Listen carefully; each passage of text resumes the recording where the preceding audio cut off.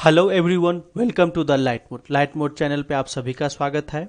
मैं कमल ठाकुर आज आपको रीजनिंग सेक्शन बताने वाला हूं कि कैसे रीजनिंग सेक्शन में 40 मार्क्स जो होते हैं एबीपीएस आरआरबी पीओ या क्लर्क प्रीलिम्स में, उसमें से 40 में से कैसे आपको 40 लाना है।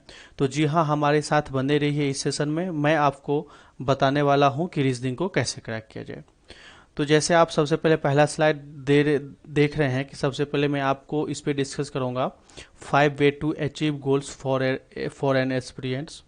किसी भी विद्यार्थी के लिए, स्टूडेंट के लिए या परीक्षार्थी के लिए 5 रास्ता क्या है जो अपने गोल को अचीव कर सके। फिर मैं एक्सपेक्टेड टॉपिक्स बताऊंगा कि आईबीपीएस आरआरबी क्लर्क प्रीलिम्स में क्या आ सकता है रीजनिंग सेक्शन में। फिर एक्सपेक्टेड क्वेश्चन भी बताऊंगा कि उसी टॉपिक्स में कौन कौन से टॉपिक से कितने कितने क्वेश्चन आ सकते हैं रीजनिंग सेक्शन में। फिर हाउ टू अचीव 40 में से 40, फिर हमें कौन सा ऐसा अप्रोच लगाना चाहिए कि हमें रीजनिंग में 40 में से 40 मिले, चाहे वो ध्यान रख लीजिए, चाहे वो आईबीपीएस आर पीओ हो या फिर क्लर्क हो। रीजनिंग ऐसा सेक्शन है कि हम 40 में से 40 इजिली ला सकते हैं। तो चलिए स्टार्ट करते हैं। सबसे पहले देखिए कि सबसे पहले एक्सपीरियंस को, अगर आप एक एक्सपीरियंस हैं, अगर आप एक परीक्षार्थी हैं, अभ्यर्थी हैं, तो सबसे पहला क्या होना चाहिए रास्ता कि एक्टिव लिसनिंग इन क्लास या कोर्स। जब भी आप अपने क्लास में हो, चाहे यूट्यूब क्लास में या किसी भी कोर्स में, तो आपके टीचर या आपके मेंटर जो भी बोल रहे हैं उसको सही से सुनिए, मतलब एक्टिव होकर के सुनिए उसको। फिर आस्क टीचर्स फॉर हेल्प और एनी डाउट्स। अगर आपको कोई हेल्प चाहिए या कोई डाउट है तो अपने टीचर को पूछिए, उसमें बिल्कुल भी नहीं शर्माना है। कि अगर आप शर्माना नहीं, पूरा अगर कोई डाउट है, समझ में ना आए, तो आप पूछते रहिए, अपने टीचर से मदद लीजिए, पूछते रहिए। Don't be dependent on others students या एक्सपीरियंस। किसी दूसरे पे, स्टूडेंट्स या एक्सपीरियंस पे डिपेंड नहीं रहना है, क्योंकि कंपटीशन का मतलब है कि हमें आगे होना है। कि अगर हम जब तक दूसरे को ये नहीं करेंगे कि हम अपने आप को कैसे आगे हो जाएंगे, तब तक हम आगे नहीं बढ़ सकते, तब तक हम अपना ड्रीम जॉब नहीं ले सकते। तो किसी पे डिपेंडेंट मत रखिए कि भाई, साथी, दोस्त कि मेरा करंट अफेयर जो है आज का 3-4 दिन का वो मुझे भेज दे, सेंड कर दे, या मुझे कंपाइल करके भेज दे, या फिर रीजनिंग में ये डॉट है, मुझे तू बता दे, तू बता। ऐसा नहीं, सब कुछ आपको खुद ही अचीव करना होगा। Do your homework. अपना होमवर्क है जो भी है, अगर मॉक टेस्ट है या वीडियो लेक्चर है या आप बुक पढ़ रहे हैं या ई बुक्स पढ़ रहे हैं, तो अपना टाइम पे ही काम कीजिए। ऐसा नहीं कि आज आपको पढ़ना था मॉनेटरी पॉलिसी के बारे में, उसको आप डिले करें 2-3 दिन से। आज आपको सिलोजिज्म में कोई कंसेप्ट दूर करना है और उसको 2-3 दिन से आप डिले कर रहे हैं। अगर आपको डीआई में क्या बेस्ट अप्रोच हो सकता है, क्या डीआई में कौन कौन से डीआई एक्सपेक्टेड हैं, उस पर प्रैक्टिस करना है, तो ऐसा नहीं कि आप 2-3 दिन उसको डिले करते हैं। तो ये बात ध्यान रखिए।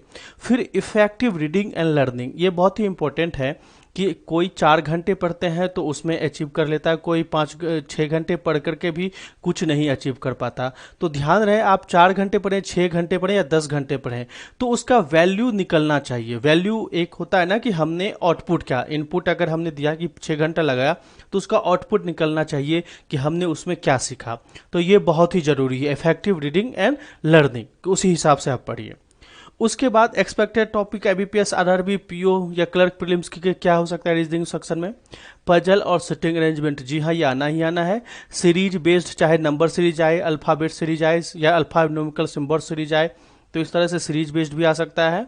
कोडिंग डिकोडिंग, ओल्ड या न्यू पैटर्न वाला, blood relation, syllogism, alphabet question, order and ranking, direction sense, inequality, number based question. तो नंबर बेस्ड क्वेश्चन का मतलब है एक या दो ही क्वेश्चन इसमें आता है, ज्यादा तो आता नहीं है। बस यही एक्सपेक्टेड टॉपिक है कि आपको इससे ज्यादा बाहर नहीं पूछने वाला है। Logical reasoning, data sufficiency, machine input output, बहुत ही कम चांस होते हैं, यूं कहें कि हम 5%, 1 या 2% हम बोलेंगे कि आ सकता है। बाकी प्रीलिम्स में यही एक्सपेक्टेड है कि यही आएगा। अब हम नेक्स्ट स्लाइड में ये देखते हैं कि अगर 40 स्कोर होना है तो 40 में कौन कौन से ऐसे टॉपिक है कि जिसमें से क्वेश्चन आ सकता है। अब मान के चलिए, सबसे इंपॉर्टेंट चीज पजल और सिटिंग अरेंजमेंट, ये 15 से 20, मतलब 3 से 4 पजल तो आना ही आना है। जी हाँ, इसमें उसके बाद है सीरीज बेस्ड, चाहे नंबर सीरीज हो चाहे अल्फ़ाबेट सीरीज, कोई भी, इसमें 3 से 4 क्वेश्चन आ सकते हैं। कोडिंग डिकोडिंग ओल्ड या न्यू पैटर्न वाला में भी 3 से 4 क्वेश्चन आ सकते हैं। ब्लड रिलेशन में भी 2 से 3 क्वेश्चन आते हैं। एक बात ध्यान दीजिए, कोडिंग डिकोडिंग जो प्रीलिम्स में आता है तो मोस्टली ओल्ड पैटर्न ही आता है, न्यू पैटर्न नहीं देखा गया है प्रीलिम्स में अभी तक, तो आप ओल्ड पैटर्न को ही प्रैक्टिस करें। ब्लड रिलेशन से 2 से 3 क्वेश्चन आ सकता है। सिलोजिज्म से 3 से 4 क्वेश्चन आ सकता है। अल्फ़ाबेट क्वेश्चन से 1 से 2 क्वेश्चन आ सकता है। और ऑर्डर एंड रैंकिंग से भी 2 या से 3 क्वेश्चन आ सकता है। डायरेक्शन सेंस से भी 1 से 2 क्वेश्चन आ सकता है। इनइक्वालिटी चाहे कोडेड वाले हो चाहे वो डायरेक्ट वाले हो तो 2 से 3 आ सकते हैं। और नंबर बेस्ड क्वेश्चन से भी 1 से 2 आएगा। अगर प्रीलिम्स में इससे ज़्यादा बाहर नहीं जाने वाला है, 40 के क्वेश्चंस, जो 40 क्वेश्चंस होते हैं प्रीलिम्स एग्जाम में, बस इसी टॉपिक से आएगा, कहीं बाहर से नहीं आएगा। हो सकता है 15 ही इसमें दें, हो सकता है कि सीरीज बेस्ड क्वेश्चन किसी शिफ्ट में ना आए, हो सकता है किसी शिफ्ट में जो है वो इनइक्वालिटी ना आकर के सीरीज बेस्ड क्वेश्चन आए, किसी शिफ्ट में सिलॉक्स ना आकर के कोडिंग डिकोडिंग आ जाए, बट इससे ज़्यादा बाहर नहीं जाए। अगर इसी टॉपिक को आप अच्छे से पढ़ेंगे, अच्छे से प्रैक्टिस करेंगे तो आपको स्कोर कहीं नहीं जाने वाला।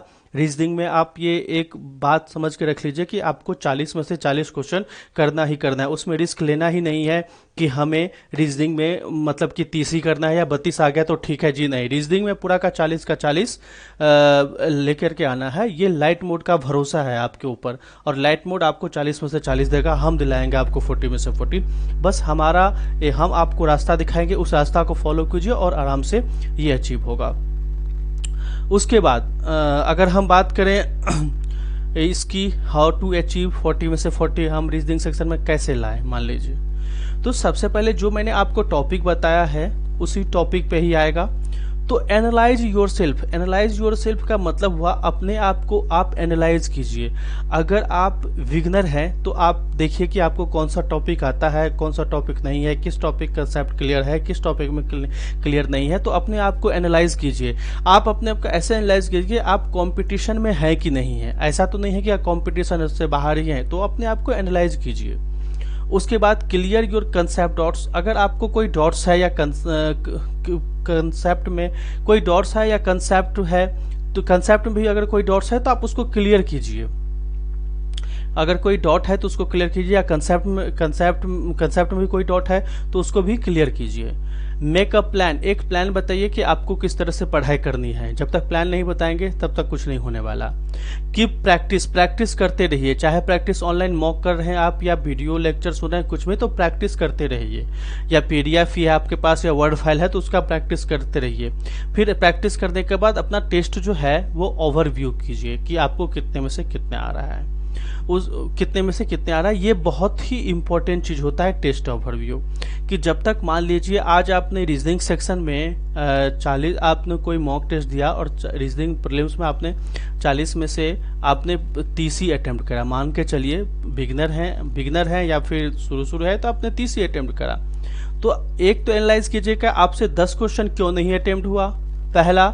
दूसरा, क्या इसमें से आपने अगर ये किया है तो 30 में से तो 30 क्या 100 से 100% एक्यूरेसी है आपका, ये भी आप अपने आप को एनालाइज कीजिए। अगर एक्यूरेसी 100% नहीं है तो कहाँ पे आपकी गलती हुई है उसको भी आप देखिए, और उसको देख करके देखने के बाद ही उसको सॉल्व कीजिए। तो जब तक ये फॉलो नहीं करेंगे तब तक आपको रीजनिंग में से 40 में से 40 नहीं आने वाला है। और ये एक बात मतलब गांठ बांध के रख लीजिए कि हमें रीजनिंग में चाहे वो IBPS RRB PO हो या क्लर्क हो, हमें 40 में से 40 लाना ही लाना है। हम रिस्क नहीं लेना चाहते हैं। जिस तरह से आपका प्रीलिम्स में अगर रीजनिंग में 40 में 40 आएगा, अगर आप उस तरह से प्लान बनाते हैं तो वो मेंस में भी काम आएगा आपको, कि मेंस में भी उसी तरह से प्लान बनाएंगे, उसी तरह से मेंस को भी अप्रोच करेंगे, पहली बात।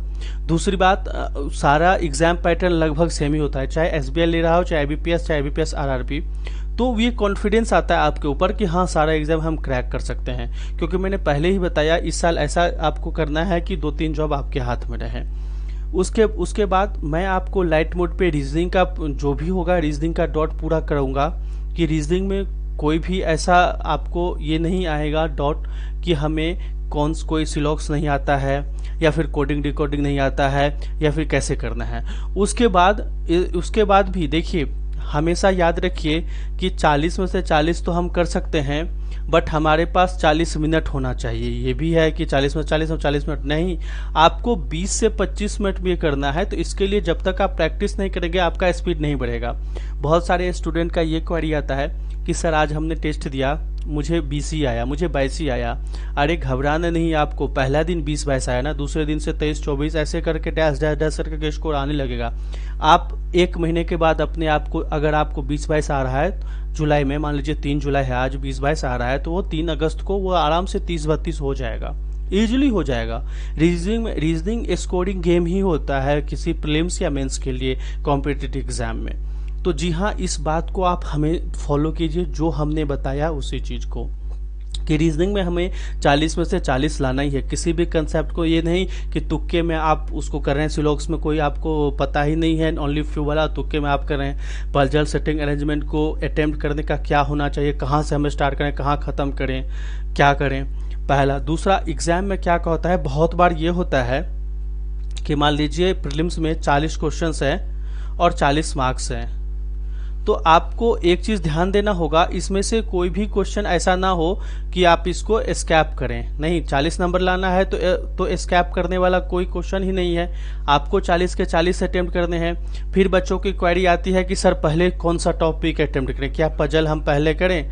राइट, इतना सोचने का टाइम आपके पास नहीं है। आपके पास सिर्फ 20 से 25 मिनट है रीजनिंग में देने के लिए प्रीलिम्स में। 20 से 25 मिनट में पहला नंबर पर अगर पजल आता है, सिलॉक्स आता है, इनइक्वालिटी आता है या कोडिंग डिकोडिंग आता है, कुछ भी आता है, चाहे पजल, सिलॉक्स, इनइक्वालिटी, कोडिंग, कोई भी आता है, आप उसको अटेम्प्ट करेंगे। और ये तभी संभव है जब आप प्रैक्टिस करेंगे अपने घर में। बाद में ऐसा ना हो कि आरआरबी का एडमिट कार्ड आ जाए पीओ क्लर्क प्रीलिम्स का और आप अब बोलने लगे हमारे पास टाइम ही नहीं था कि हम प्रैक्टिस किए। तो अभी से लग जाइए, एकदम पूरा जोर डाल करके 100% दे करके कि हमें करना ही करना है। और जब भी अपने घर में आप प्रैक्टिस कीजिए, मॉक पेपर पे प्रैक्टिस कीजिए या पीडीएफ प्रैक्टिस कीजिए या फिर ऑफलाइन ही कोई बुक लेकर के प्रैक्टिस कीजिए, तो हमेशा याद रखना है कि रीजनिंग में 40 में से 40 लाने के लिए कोई ऐसा सेक्शन मत देखिए कि हमें सबसे पहले पजल करना है, फिर सिलॉक्स या फिर इनक्वालिटी। नहीं, जो क्वेश्चन पहले नंबर पर है उसी को अटेम्प्ट कर देना है। इसमें कुछ भी ऐसा नहीं होगा कि आपको नहीं आता, ऐसा कुछ भी नहीं होना चाहिए, सारा आपके पास आएगा। आप हमारे साथ बने रहिए। और ये कैसे आएगा? तो आएगा 7 तारीख को, हम 7 जुलाई को हम लॉन्च कर रहे हैं IBPS RRB का कोर्स, चाहे वो PO हो चाहे क्लर्क हो, ये इस मंगलवार को। तो आप इस हमारे साथ बने रहिए। मंगलवार को कोर्स लॉन्च होगा। कोर्स के बारे में डिटेल इन्फॉर्मेशन बहुत ही जल्द आपको मिल जाएगा। इसके रिगार्डिंग अगर कोई भी आपको डाउट है तो hi@lightmode.in पे मेल कर सकते हैं आप हमें, चाहे कोई भी बैंकिंग एग्जाम से रिलेटेड डाउट हो या कोई एग्जाम फॉर्म से रिलेटेड डाउट हो, तो hi@lightmode.in पे मेल कीजिए। ये वीडियो आपको कैसा लगा जी जरूर हमें बताएं कमेंट सेक्शन में, और इसको कमेंट सेक्शन में बताएं और अपने फ्रेंड के साथ शेयर करें। लाइट मोड चैनल को सब्सक्राइब कीजिए। आगे आपके जो भी एग्जाम्स है उसके लिए लाइट मोड के ऑल द टीम की तरफ से all the best. Thank you for watching the session. Bye bye.